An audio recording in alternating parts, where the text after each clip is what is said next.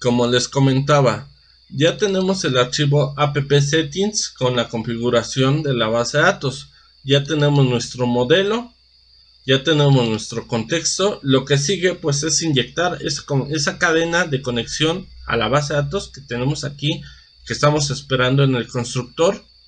Pues hay que inyectarlo al contexto. Esto lo vamos a realizar por medio de la clase program.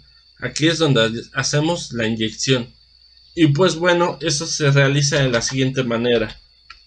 Utilizamos al constructor que se trae y le agregamos service. Primero, antes de continuar, déjenme agregar el namespace que se requiere, porque luego no me lo detecta automático. Entonces necesitamos agregar a using Microsoft Entity Framework Core. Si no, no va a reconocer que aquí necesitamos agregar a DB-Context. Y necesitamos indicar cuál es el nombre de la clase. En este caso se llama Application DB-Context. Y pues agregamos el using. Ahora aquí viene la parte importante, la parte de options que está esperando en el context. Decimos que option le vamos a indicar que se va a utilizar a SQL Server y le vamos a decir que tome la configuración del app settings. Esto como lo hacemos, indicando con builder configuration, que haga referencia, eso de manera interna hace referencia al app settings, y ya nada más le decimos que lea la conexión que hay en la cadena llamada conexión, que es el nombre que le dimos a la cadena en el archivo app settings. Connection está dentro de connection en string y se llama el nombre, la llave, el nombre de la llave se llama connection. Ya con esto tenemos la referencia al context y ya le estamos inyectando la configuración.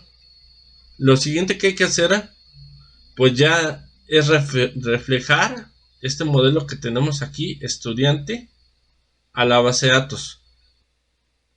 Entonces, para reflejar nuestras estructuras entidades, nuestras clases entidades a la base de datos, tenemos que agregarlas en el context. Si no las agregas en el context, no se van a reflejar a nivel base de datos. Entonces, ¿cómo lo hacemos? Tenemos que indicar que tenemos una entidad de tipo dbset. En este caso hacemos referencia a la clase que declaramos, que se llama estudiante, y le ponemos sus respectivos métodos de acceso a dicha propiedad. Entonces ya tenemos la clase estudiante, ya la estamos agregando al DB-Context, y lo que sigue pues ya es agregarlo a la base de datos.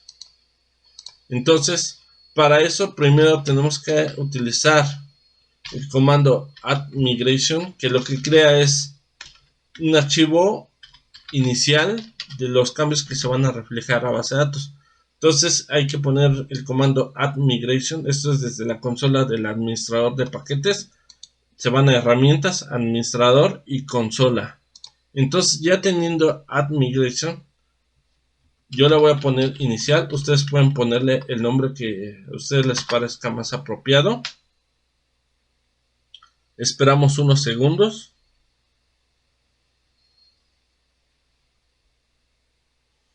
Ahí está iniciando la construcción. Dice que todo salió bien. Entonces observen que se agregó a su proyecto una carpeta que se llama migraciones. Aquí no es más que cambios graduales que se van haciendo a la base de datos. Fíjense que aquí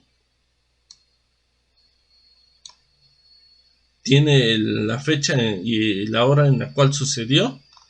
Y si ustedes revisan la estructura de la clase, verán que no es más que un script de base de datos que trae los cambios. Por ejemplo, una creación de una tabla, el nombre de la tabla y sus propiedades con las cuales se va a reflejar a la base de datos.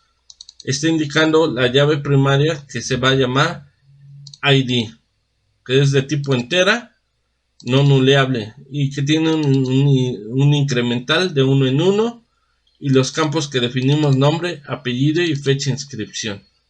En caso de fallo, hay un rollback, que es elimina la tabla estudiante. Es decir, si no logra ejecutar por alguna razón, por integridad de columnas, etcétera, no logra hacer de manera correcta la ejecución del método up, va a eliminar si existe la tabla estudiante.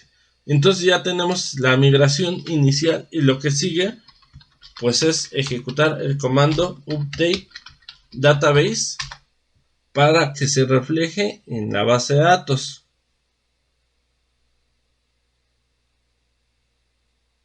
Y dice que todo corrió bien, hecho.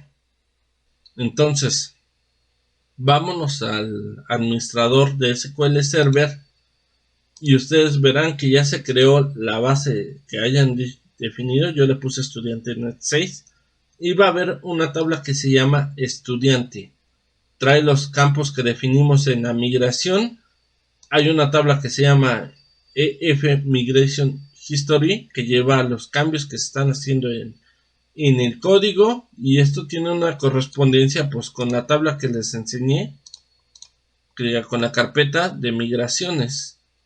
Hay una correspondencia entre estas migraciones que están llevando y el registro que se tiene en la base de datos.